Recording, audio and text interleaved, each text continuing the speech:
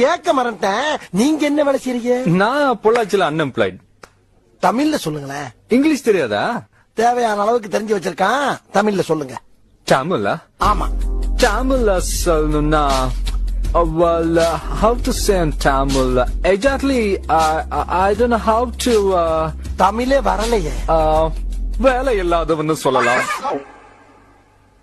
வேலை இல்லேன்னு சொல்றதுக்கு கடைக்கு வேகமா போயிட்டு இந்த 2007 வருஷம் பிறந்தோன்னா 2007 காலண்டர் விடுங்க அப்படின்னா 5 நாள் கொஞ்சம் லேட்டா வந்துட்டீங்க. இப்ப எங்கிட்ட 1300 காலண்டர் தான் இருக்கு அப்படின்னா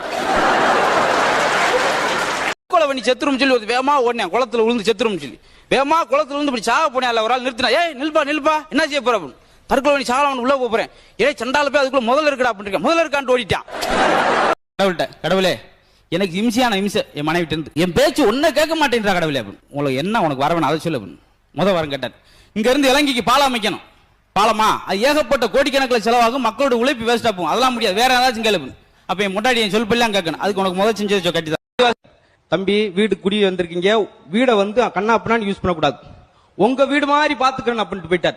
ஒரே வாரத்தில் வித்துட்டு ஊருக்கு போயிட்டான். ஏன்னா அவன் வீடு அவன் விட்டு என்ன செய்வான்.